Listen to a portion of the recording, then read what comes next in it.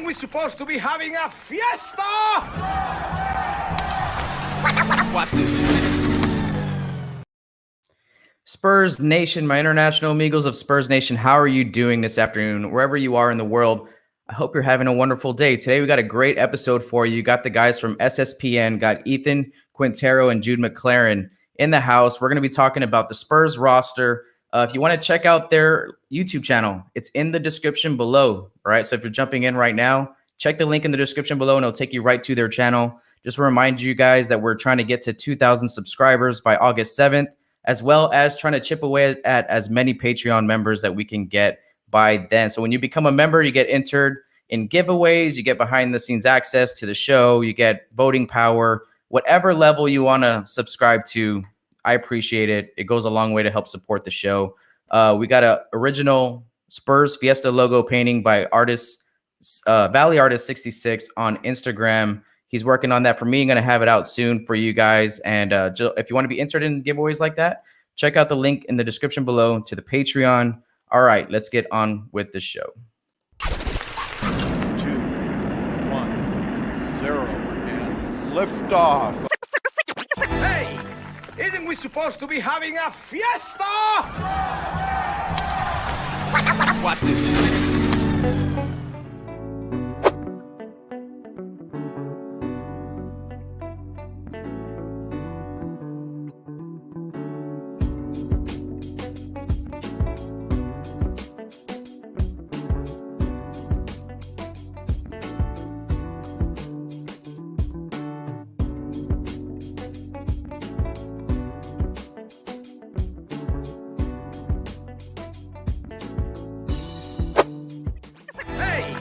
Isn't we supposed to be having a fiesta?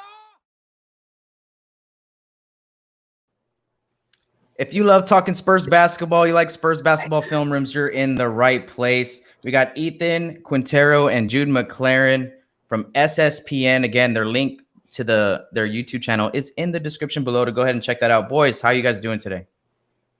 I'm great. Thanks for having me on. Yeah, I'm good as well. I'm just blessed to be here, my guy. No, man. Hey, we're all Spurs Nation, like we were saying. Even if you're from Texas State, a Roadrunner can forgive that. You know, we're all silver and black, and hey, we're Fiesta. We bleed Fiesta colors now too. Hey, man. So let's get off. Just starting about you guys. I want my listeners to know a little bit more about you guys, where you're from, and kind of why you started Sspn. Which again, I'm a big fan of. You guys, if you like my channel, go check out the link in the description below. Make sure to subscribe to their channel. But why did you guys start Sspn? And just tell my viewers a little bit about yourself. Well, I think Ethan can start it off because he actually sent me the text to kind of get this thing going. So you can tell that story, my guy. Yeah, it was kind of a spontaneous thing. I texted Jude a while back, probably at the beginning of this semester, maybe February-ish time. And I've been watching all the Spurs games all season long, and I would have all these thoughts about the team and stuff like that I would talk to myself in the shower basically about. And I always knew that Jude was a big Spurs fan, and we had always had great discussions because we worked together at the local radio station for our college, KTSW. And we would always talk about DeJounte Murray, Kelden Johnson, the future of this team. So I texted him and I was like, hey, man, just for fun, you want to start this Spurs YouTube channel and talk about each game afterwards, maybe have a podcast episode at the end of the week, and just discuss the team in general. And it's kind of grown a little bit, and we're having a great time doing it. Awesome.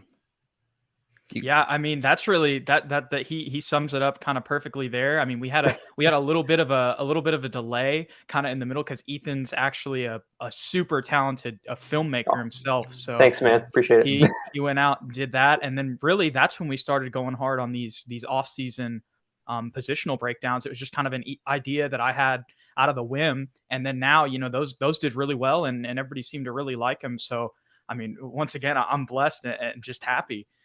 You know what, man? I think it was a great choice for y'all's channel because it's a young channel. And I think starting off by breaking down our roster for next season is a great place to start. And so those of y'all that are watching, when you go to their channel, they have a positional breakdown for each position, a video for each position, right? And we're assessing the guys who are on contract now for the most part, which I really enjoyed, man. I saw that you guys just dropped your center video. Was it yesterday? Yes, sir. I've never thought of Drew at the 4 and Jakob at the 5, Jude, but I'll be honest, I don't hate it. Hey, that lineup can be effective, I think, in certain scenarios and certain games that call for it. We're playing against bigger guys.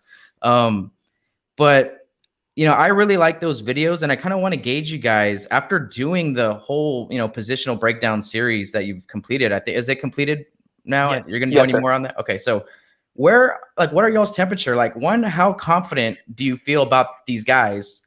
And then how competitive can you expect them to be?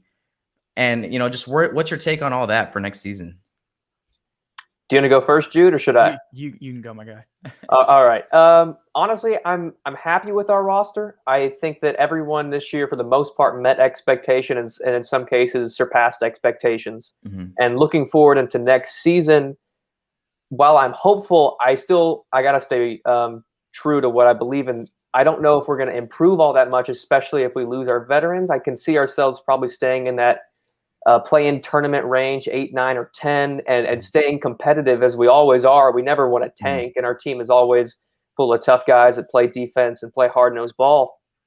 So I expect improvements from our young core, especially with Kelden and DeJounte and Derek. Having a healthy Derek will go a long way. Maybe we'll get surprised having him there the whole season, hopefully knocking on wood that nothing goes wrong.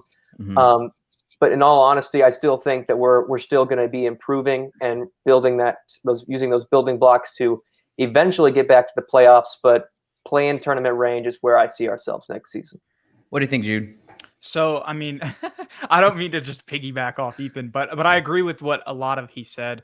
I really think that our peak next year, unless there's some crazy free agency move where we, use that 40 million and end up making a big trade for a star.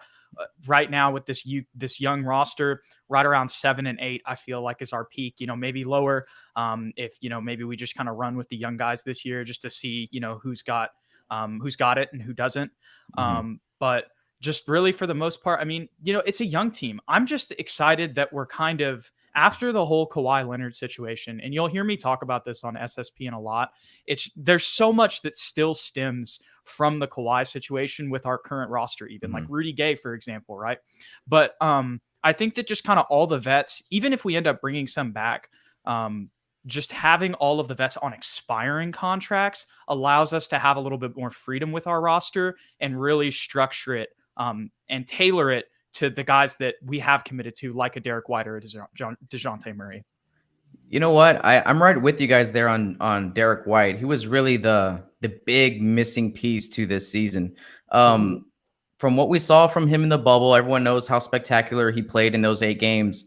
But it was really about the change of offense, the change of style, the change of role for him. I think, he shot a lot of threes this season, more than he shot about in 30 some games that he played. He shot some more than threes than some of these other guys that were on the roster almost the whole year.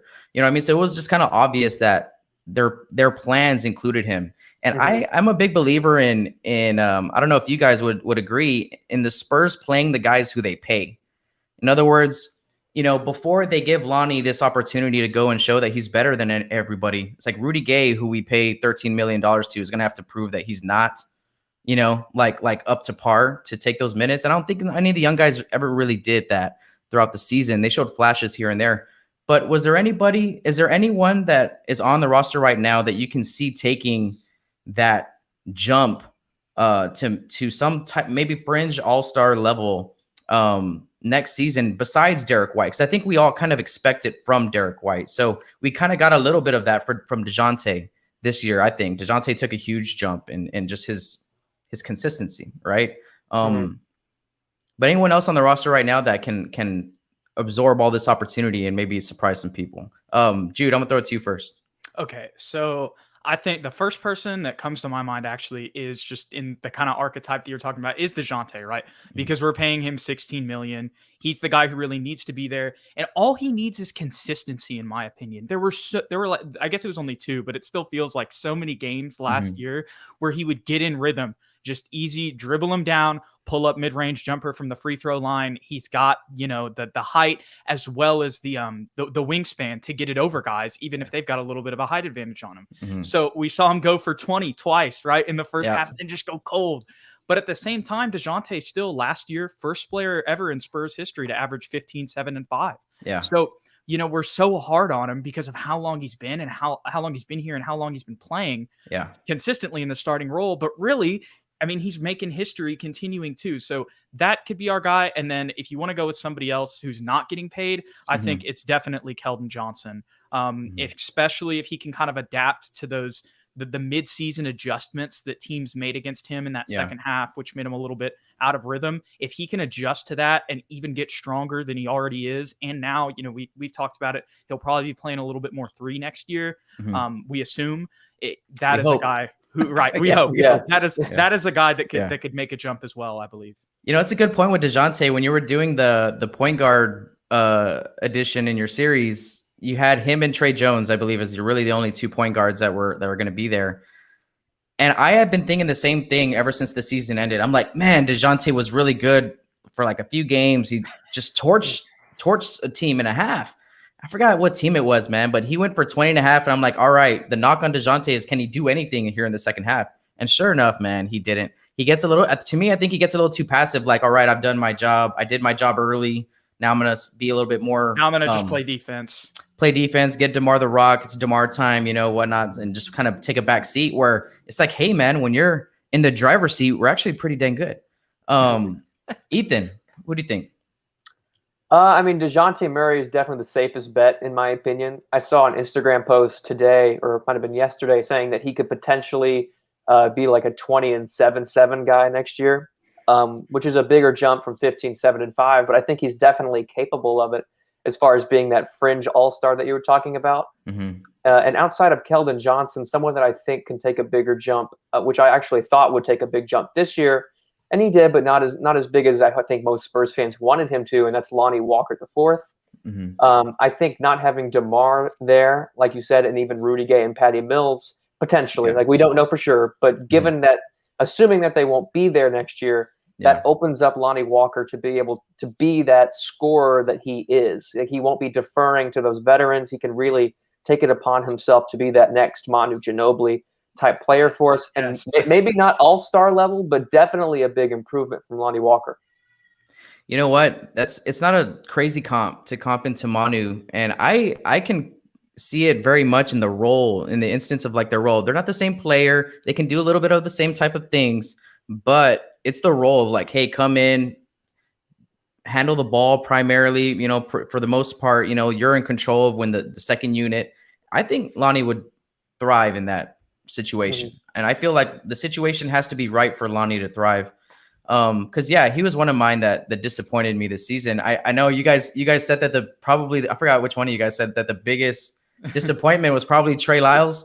That's good. I was like, well, yeah, I mean, shoot, man. I was like, in the beginning of the year, I was like, Trey's going to be so important. His shooting, his spacing the floor, the small ball application you can use him with in some of these lineups. He's a great passer. He's unselfish. I just saw it all kind of going his way. And wow, were we wrong. Oh, yeah. Absolutely. But hey, kind of going back to that Manu comp, another thing is that's something that like Popovich said, like when they first drafted him. So this isn't something that's like crazy to, come out of our minds. And that's exactly what I was thinking when you said that, Ethan, was if he can really jump in that 6-man role now, especially with Patty, well, who knows? We don't know who's going to come back, but as of right now, Patty and Rudy are not on the roster. Right. And so if he can really kind of take that jump as the 6-man and have the ball in his hands more instead of it being in those guys' hands, he really could thrive in that 6-man role. It's going to be very interesting because of the shots that are going to be available, because Patty took the most threes on the team, because Rudy was right there behind him. DeMar led everything, like all the top 3 guys, 3 out of the 4 guys that, were doing the offensive output for our squad this year are not going to be on our roster. So it's very interesting to see, hey, do our young guys get more opportunity, or do we bring in some guys in the free agent market, which we're going to talk about here in a little bit. All right, guys, so we're going to take a quick little break, and then when we get right back, we're going to talk about our top 3 players that we feel like the Spurs can benefit by selecting in this 2021 NBA draft when we get right back. Hey, isn't we supposed to be having a fiesta? Watch this.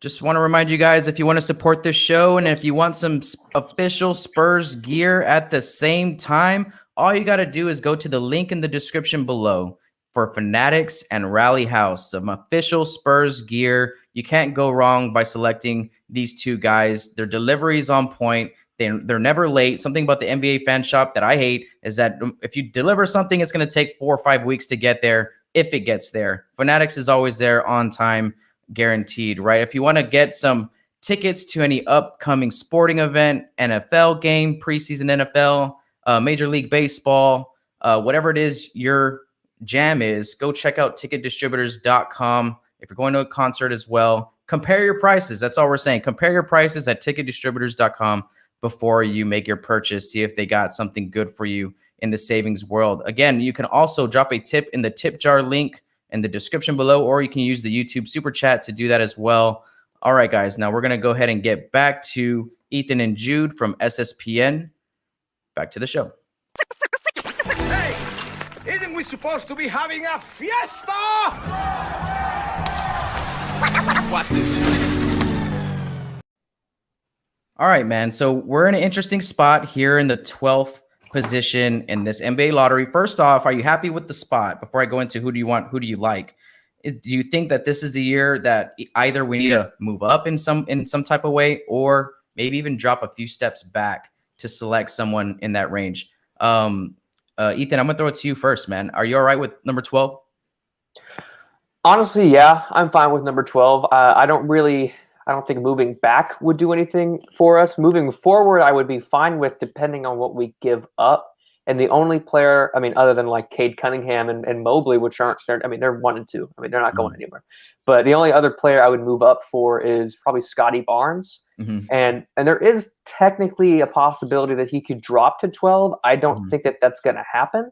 But I still think there are several players at that 12 spot that should be available that can benefit the team this year. Yeah, I agree. Jude. Yeah, so I mean, I kind of like the 12 spot too, because like I'm with Ethan. I know that we're with each other a lot if you watch our stuff.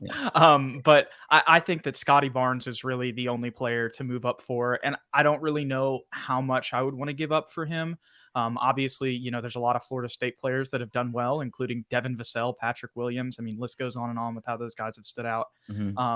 But just on top of that, I mean, with 12, it honestly would be nice to have kind of a guy that can sit back a little bit, because this is going to be a year where we're trying to, we assume, right, that we're going to try to find out, you know, what these young guys are made of. So picking somebody that's not, you know, a top tier talent that could take minutes away from somebody that, you know, is a little bit further on in their career, and maybe not further on in their development, but a little bit further on. And okay, let's see what we need to see what this person has. You know what I mean?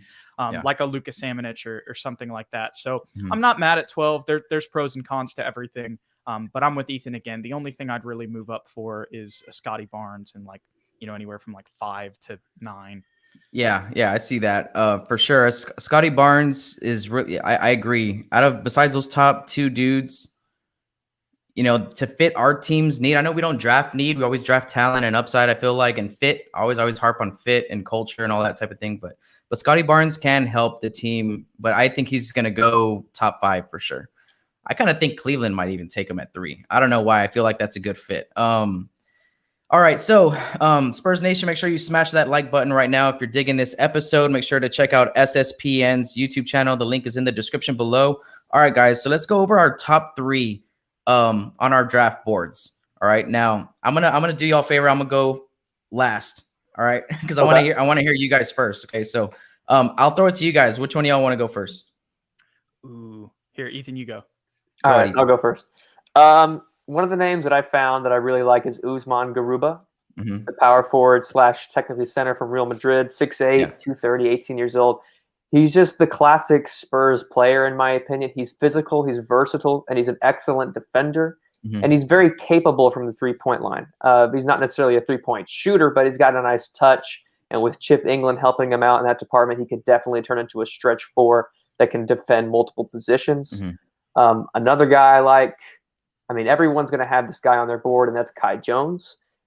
He's a really tall, athletic center / power forward from Texas.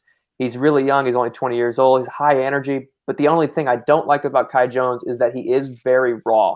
And usually the Spurs are good with those guys. They can really develop those raw talents. But with such a young roster, I feel like most people want them to, play now and show us what they're capable of right now. And very raw, that usually doesn't pan out that way. It usually takes a couple years in the G League before they actually show what they're capable of on the team. Yeah. And lastly for me would be, I don't know if I'm saying his name right, so please forgive me if I am, Alperin Sangun, the power forward from the Turkish league. He's their MVP this past season. He's a 6'9" power forward. He could maybe play some small forward and center. One of those guys that the Spurs likes. They can move around different positions. And this season, he could help replace Rudy Gay. He improves our size. And he's a terrific pick-and-roll player. And we all know the Spurs love their pick-and-rolls, especially if we're going to have Trey Jones as our point guard off the bench. He's a great facilitator. He can, build that chemistry, and maybe we can have a nice duo there scoring for us off the bench. So I love Garuba's impact. He's just going to come in day one and just bully some people and make a huge impact on the floor. Exactly. Kai Jones, I agree. Raw potential, raw. A lot of upside, a lot of question marks though too. I just don't know. And Alperin Sangun, as what I'm hearing, is probably one of the better big prospects in this draft. Just incredibly skilled at 18. Has a lot to his bag. All right, so you're looking at filling the Spurs size issue. It looks like through the draft. Okay. Yes. All right, Jude, throw me your top 3. So I actually came in with 4, and my number 1 was Scotty Barnes. Okay. But as we've kind of talked about, Scotty's not going to be there. So the 3 that I have, just starting off, I also have Kai Jones. I just think that not only his athleticism, his shooting ability, the impact plays that he made at Texas. And I know that he is raw, but let's also remember too, that this year in the Big 12 was, first of all, they were the best conference in college basketball. And it was one of their stronger years in a really long time. So what he did do, even though there are some question marks, which I agree with, like, even though he was a decent shooter in college,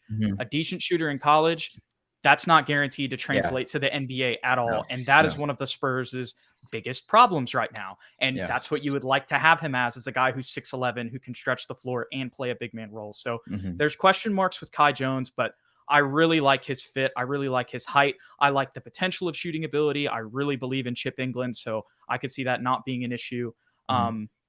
But yeah, so he's my first guy. And then in number 2, and honestly, I think that this is the guy that I think I want us to draft, and that's Cory Crisper from Gonzaga. Okay. He's just knocked down. He's just knocked down. The Spurs have just for so long needed like just and especially in today's NBA with the way that the 3 is going, they just need somebody who's going to knock it down regardless. He's the size. He's only 6'7", and he's not going to be as physical of a defender on the perimeter or in the paint as somebody like a Kai Jones. But still, at the same time, I think he can get better, and it's still going to be better than Kelden, having to guard some of these 4s at 6'5", even if the strength is there for Kelden and not for Kissberg. But so I really like that idea of Cory Crisper. I feel like if we pass on him, there's going to be another team. Like, we're going to watch him play, and we're going to be upset that we didn't pick him. So right. my third one is Jalen Johnson from Duke. Obviously, he's got some questions with his shot too, but he's just an athletic 4 who can run the floor. I feel like he'd fit well with our guys. So, okay. So I'm not mad at it. Cory Crisper is definitely, like, if you're looking to fill the shooting need, I mean, it's him, Franz Wagner. I think I'm hearing even more, like, in my opinion, he's better than Wagner. What about that guy? I don't know if you know who I'm talking about. The one that played with Luka, Luka Garza? Garza, yes. He played with Luka Garza. I can't remember his name. Somebody I just know Iowa. Yeah. Yes, and he was just he was impressing at the combine, I think. But Cory Crisper, let me ask you, what's his ceiling and what's his floor? So I feel like at worst, he's a really good shooter. He's a guy who's going to knock down 3s and can position himself and can play the 3 and the 4. So that's what that's what I feel like his floor is. And then maybe he's not that great defender. Like that's his floor. I think as his ceiling, he's just a knockdown shooter, 40% type of guy, who also can kind of like a Boris Diaw role. I know that sounds crazy, But I think that because, Kissberg's not as physical as Boris, right? But as someone who can stretch the floor, has good passing ability. And I think the culture and the fit too, just coming out of Gonzaga, I think that would translate really well to the Spurs.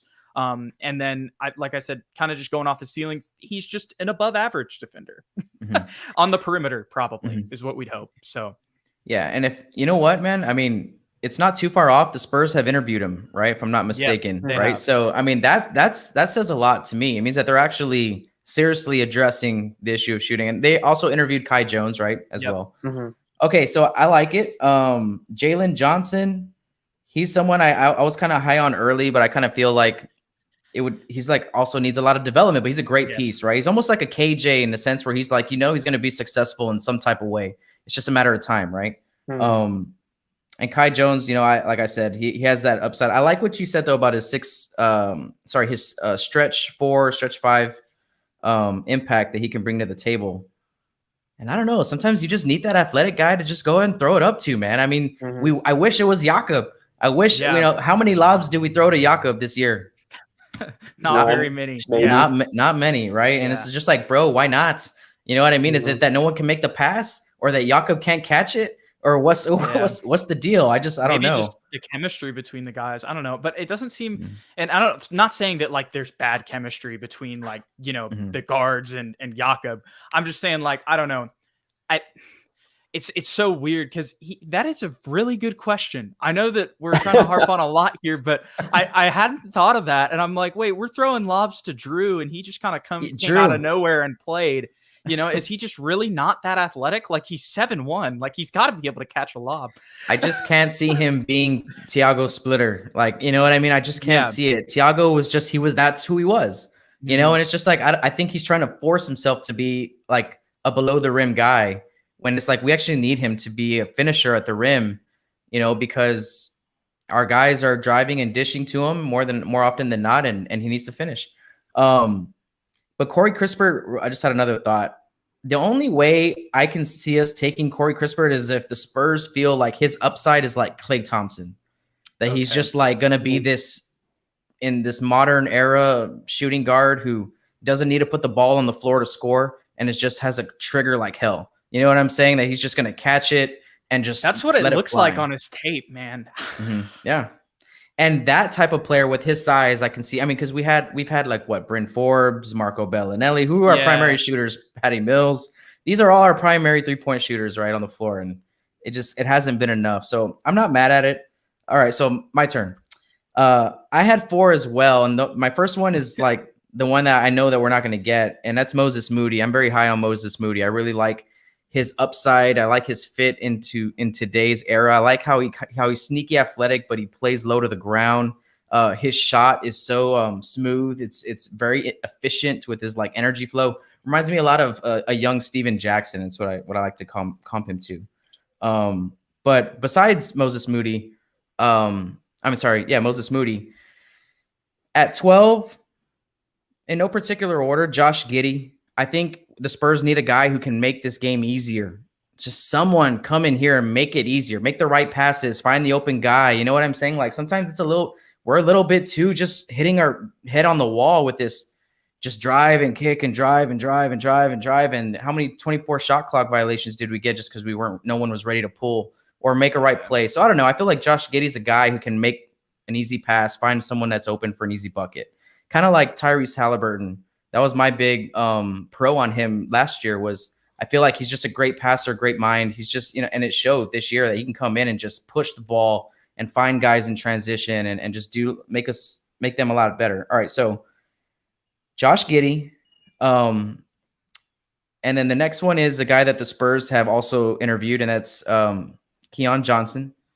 Right. I think Keon Johnson sneakily has the potential to be like Devin Vassell-esque, where it's like, he might be the best fit Spurs wise. I think like on paper, like he's a defensive first, like defensive potential is through the ceiling, and he has some offensive game that we can maybe develop over the years. I kind of feel like he would be a good get for us too. And then also, who's my last guy here? I'm pull it up real quick. Okay, Zaire Williams. Right now, Okay.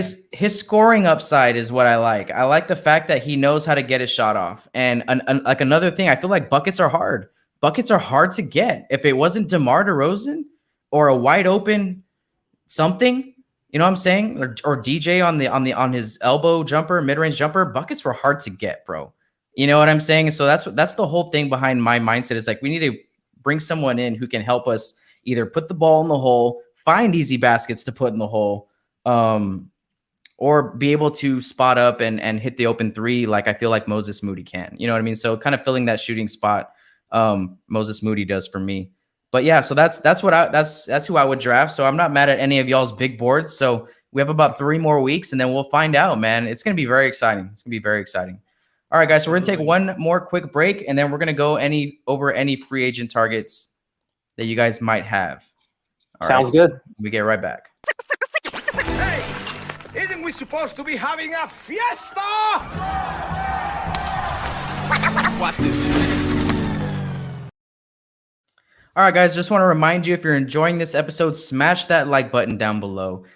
Chant "Go Spurs Go" when you do that. It really helps me, helps us in the YouTube world and other Spurs fans like you find content from us. Hit that subscribe button and the notification bell to be notified when we go live. There's a bunch of ways that you guys can support this channel, and they're all in the links in the description below. You can follow us on our podcast feed on Apple or Spotify, wherever you get your podcast gem on. We're there, Spurs Nation. So make sure that you check out the links in the description below. You can drop a tip. You can join the Patreon.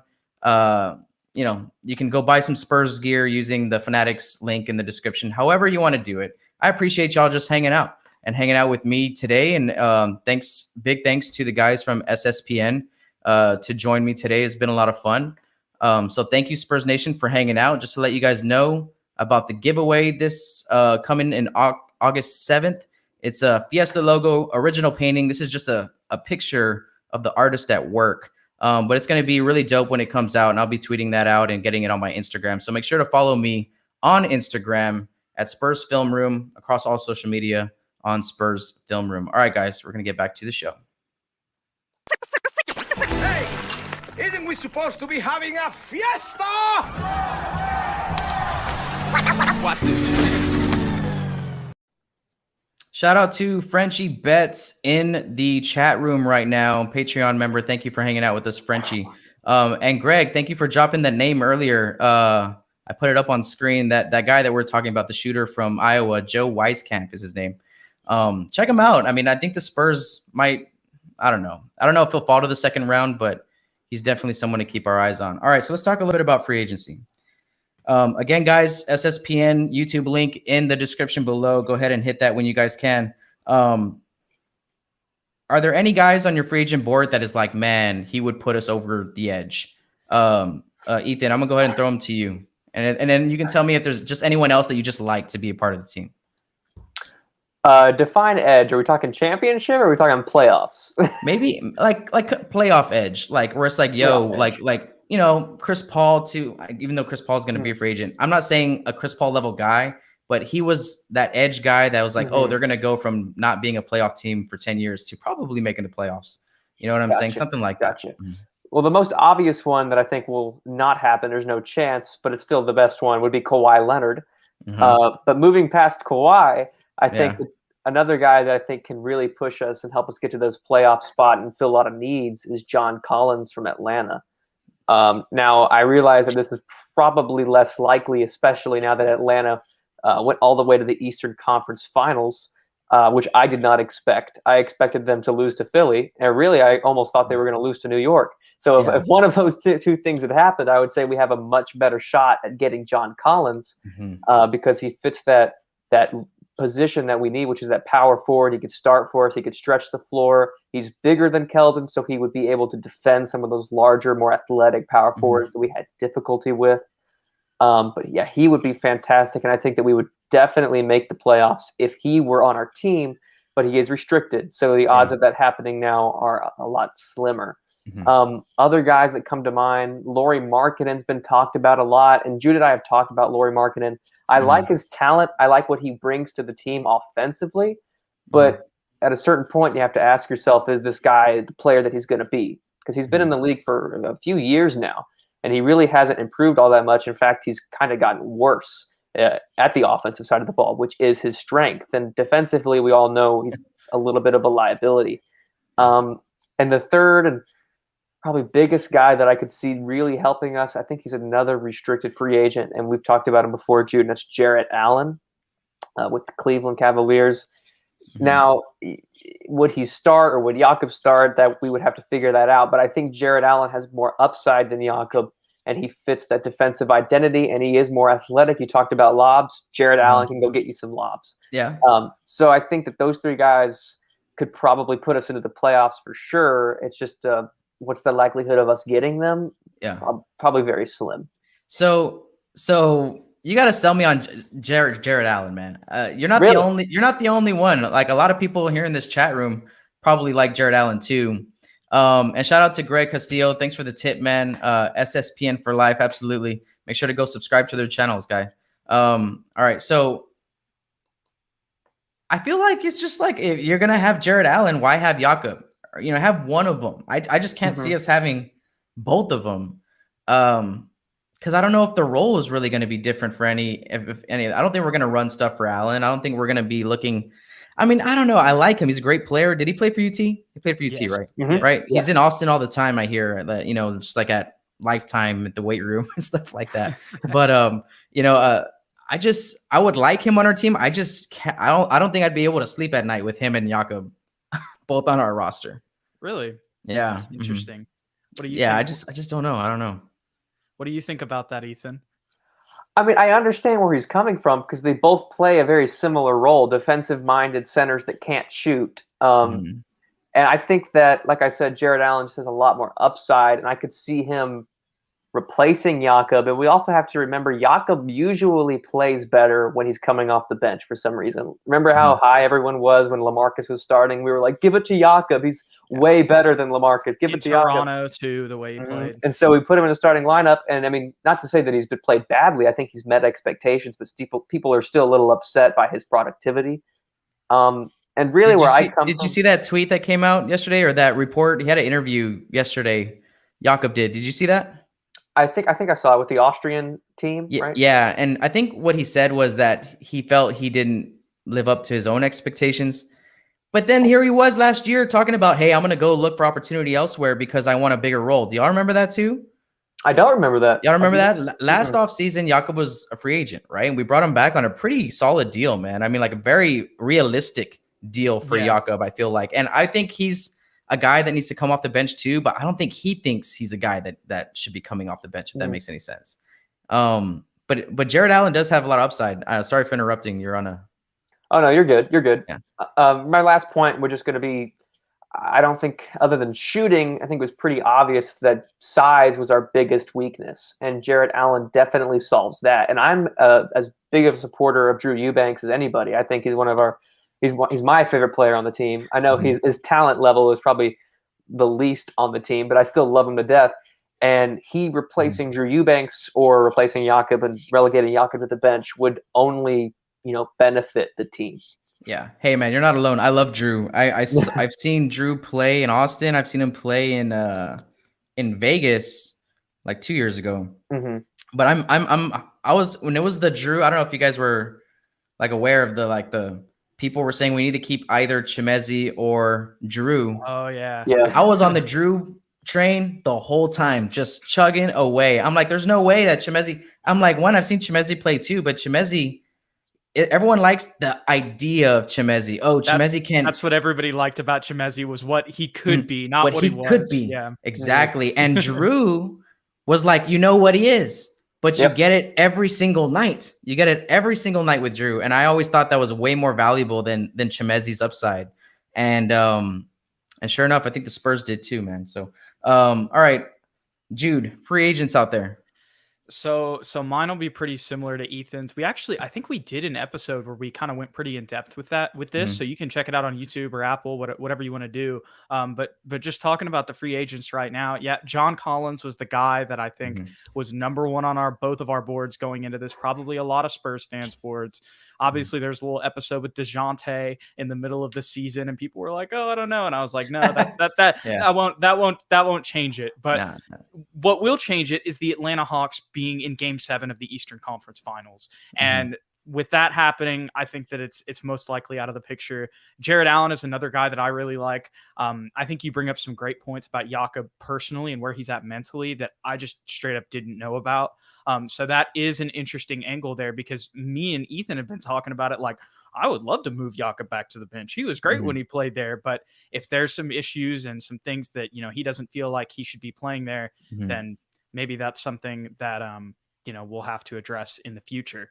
But going back to free agents, Jarrett Allen is another person that I'd really like, but there's even been stuff coming out about him, about how he wants to go back to Cleveland, and they're looking to trade Colin Sexton and build around him and Darius Garland. So what that leaves me with is literally like the one guy that I can really think of. There's not really too many free agents that I'd like, but this guy will just fill a need for us if we feel like we need to get to this point. And that's like Kelly Olynyk. I know that sounds crazy, but he's 6'11". He's a stretch 4. He's not going to be crazy on defense. We can sign him on like a 1-and-1 or, something like that. He'll probably get some other offers. So there might be stuff to work out there. And maybe we decide not to pursue him, but that's just somebody that I'm thinking it's not anything crazy. But, if it gets to the point to where Luka Samanic literally can't play, Kelly Olynyk is somebody we could play there that could help size and shooting. So Kelly, yeah, that's not too bad. I know, I think it was Tom Petrini. I don't know if you guys followed Tom. He was high on Kelly Olynyk too, because he balled out in Houston when he got traded to Houston. And some people say empty calories, right? Like it was just a bunch of empty stats. But I don't think you can just disregard it as a whole. It's like, no, these are his skill sets. And when given opportunity in certain looks or whatever, he might be able to be pretty damn good. And he was with Miami. If you've ever been with Miami, you're a good player. You're a hard-nosed guy who goes to work. You know what I'm saying? And those are the Spurs type of guys. So I like Kelly Olynyk too. And I would love him on a one-on-one, a 1 year, second year option type deal. All right. So let's talk about John Collins. All right. So John Collins, I just like the rest of Spurs Nation had probably liked this guy for a few years. He was unhappy, blah, blah, blah. He doesn't get along with Trae Young, blah, blah, blah. The coach's favorite, blah, blah, blah. Coach got fired. Nate McMillan came in, and it was like, bro, they just totally flipped the script, right? So maybe it did have a lot to do with offensive philosophy and philosophy in general with the coaches. Because, yeah, I mean, after he had that highlight where he dunked it, let's go back, where he dunked it, and he's like, I don't know if you know what I'm talking about. It was against New York. I was like, he's not leaving. I was like, he's not leaving Atlanta. I was like, he's going to make himself, I don't know how much money just on that little clip alone. And I was just like, he's going to stay with Atlanta. He benefits there they hide his flaws there perfectly with the cast around him. Now, if he was just, but here's my thing though, too. This happens all the time where guys have breakout years in the playoffs and then leave the next year for a payday, right? I mean, like Jerami Grant was with the Denver Nuggets, right? And had a great season with the Denver Nuggets. And you would think, oh, wow, man, he can be a great. Yeah, went straight to that cash, bro. And Detroit was like, here you go, man. Come over here. And he was just like, I'm going to go over there. You know what I'm saying? So it happens, and so I don't rule it out. But I would hate, I was talking about this on Monday on my show. I would just hate for us to overpay somebody and bring them into the fold that is going to make more than everybody on our team, hasn't had an ounce of Spurs way dropped into them, right? Because it's very important. San Antonio, let's be real. And so I feel like he's a Spurs guy, definitely. I just don't want to overpay him. So if he was like, hey, I'll take a reasonable 19, 18, 20, maybe even max would be the furthest I would ever even want to go with him. Same. Because he's not that game changer. He's not going to be your number 1 or number 2 guy. So why would you pay him like a number 1 or 2 guy? At least how we pay them in San Antonio, right? We paid LaMarcus and DeMar 26, 27 to be the guys that take all the shots. I don't know how we do that with John Collins. So I would like him on the team. I just don't want to overpay him. Jarrett Allen, again, you guys are swaying me a little bit. I would like to see him in the Spurs jersey, that fro, man, running up and down the blank center in San Antonio. The blank center. Yeah, it's not gonna be the AT&T Center. I don't think after next year, Pain, right? pain. Yeah, I know. I'm not. You guys are selling me a little bit on it. Who was the other one? I think you mentioned right here at the end. Kelly Olynyk. Kelly Olynyk. Okay, we talked about Kelly. Okay, good. All right. So my whole thing with this season is like, are we pushing the reset button or not? Right? Like, is DeMar going? If DeMar's gonna go, then we don't need to bring in like another player to fill DeMar's output. We need to be delegating that output elsewhere on the team, right?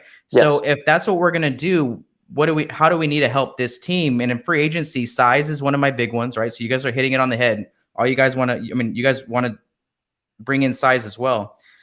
Veteran leadership and shooting, right, are what we're going to need, because we're not going to have our veterans anymore. Like, if Patty Mills, please, I want Patty Mills to be the Udonis Haslem of the San Antonio Spurs, right? That's back on a minimum deal, my guy, please. Forever. Bro, don't worry about making 10 million now. You're going to make 20 million over the next 8 years. You know what I'm saying? Just like give it to him like in a long-term type of under the table, whatever type deal. But other than that, though, I really think that we need to go out and get shooters. We really need to get shooters. And that's why I'm okay with passing on Cory Crisper in the draft, is because I feel like right now, let's get some guys that are going to for sure be able to knock it down. And when I went on Monday, there was a few that I pulled out. Duncan Robinson, right? He's restricted. But hey, man, can we offer them more than Miami wants to offer them? We have the money to kind of do some things like that this year. Doug McDermott, Joe Harris, Alec Burks, Tim Hardaway Jr., Alec Burks. He's in New York, right? Mm-hmm. Right. Yep. Yeah. He played well. Torrey Craig right now for Phoenix. Here's another thing. I'm also up to just going to get whoever we can from Milwaukee and Phoenix. Like any of those free agents, any of those players that are making their name right now. Hey, they're coming off a championship run. They'll bring that experience to the team. You know what I'm saying? Some of the guys like Bobby Portis. I know that's like size. You know what I'm saying? Like I wouldn't mind bringing someone like him into the fold. With knowing Coach Bud, very similar there too. So that could be a good fit. Maybe we can pay Bobby Portis more than most teams want to. You know what I'm saying? But so that's kind of like the moves that I think we should make. So as long as we bring in shooting in some type of way during free agency, I think that just makes this team better. Because I'm trying to think, how does this roster right now get better? At, like you guys said, at size, at shooting. We're going to need some veterans in the house, you know what I'm saying, to do some stuff, right, and keep this team in check. But honestly, I think if we turn over the keys to DeJounte and Derek, that's the way to go. That's the way to go.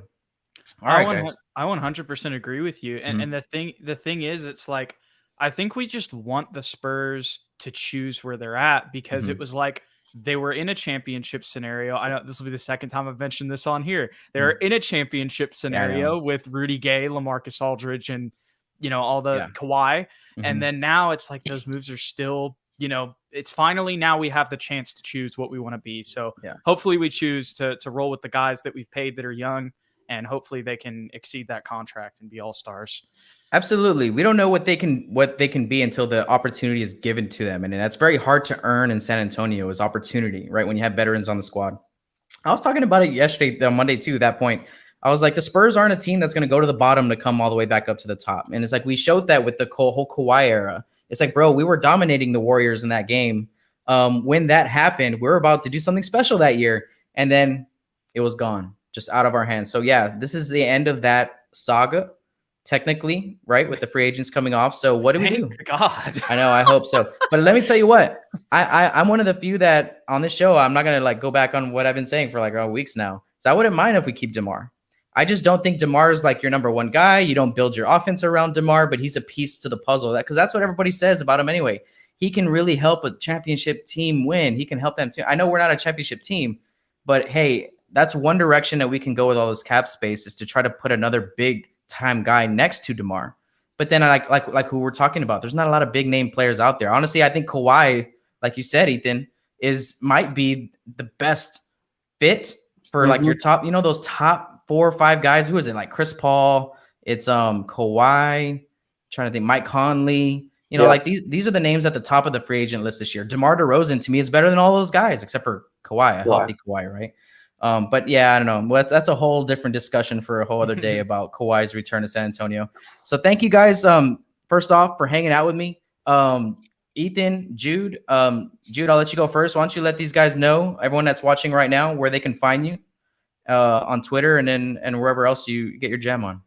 Yeah, so you can follow me on Twitter at Jude McClaren. I post a lot of stuff. I'll post commentary on the NBA, the UFC. I'm a big UFC fan as well. You can hit me up, ask me about anything, any YouTube stuff. I'd love to collab, do any of that. I also post, for the San Marcos Record. I work for the newspaper there. So if you're a fan of Texas State sports, if you're a graduate from the area, you can check that out. And we talk with coaches and players and all that stuff. But yeah, Jude McClaren on Twitter, Instagram, and on YouTube as well. And it's literally just my name. I've got a unique one. So I was able to steal that username. So yeah, that's it. And thank you for having me on, man. I appreciate it. No problem. Ethan, why don't you shout out to Spurs Nation right now where they can find you? You can find me on Twitter. All my sports stuff goes through Twitter. It's Ethan_Quintero. It's exactly how my name is spelled. Anything I do San Antonio Spurs related or SSPN related will be on that Twitter. And reach out to me if you have anything, like any questions or concerns or want to talk sports, just let me know. And of course, our YouTube channel, you said it was in the link description, SSPN, stands for Spurs Sports Programming Network. And we hope you guys come over and look at our channel just like you look at Spurs Film Room, because we all love the Spurs. Hey man, that was a really good name. You guys hit it out of the park with that one. It's so simple. But it's like, why didn't anyone think about this? You know what I'm saying? That's what we thought when we were making it. We were like, because Ethan was like, hey, like, what do we want to? We want to do it because the Spurs don't get a lot of coverage. And I'm like, wait. ESPN doesn't give the Spurs coverage. Let's just make a Spurs SSPN. Yeah. Let's just make a Spurs ESPN. Perfect. SSPN. There you go. Perfect. I know, man. I loved it, man. So that's why I was like, oh, this is one. The logo was cool, so I clicked on the channel, and then I started watching y'all's content. And you guys are clean. You guys are crisp. You know your stuff. You guys get to the point. So I love y'all's takes, man. So thank you guys first off for hanging out with Spurs Film Room and hanging out with the show. We'll do it again sometime soon for sure. If you guys ever need anything from me, you guys know where to find me. Spurs Nation, give it up to SSPN here. Again, like they were saying, the link is in the description below. So make sure that you guys go and hit that link.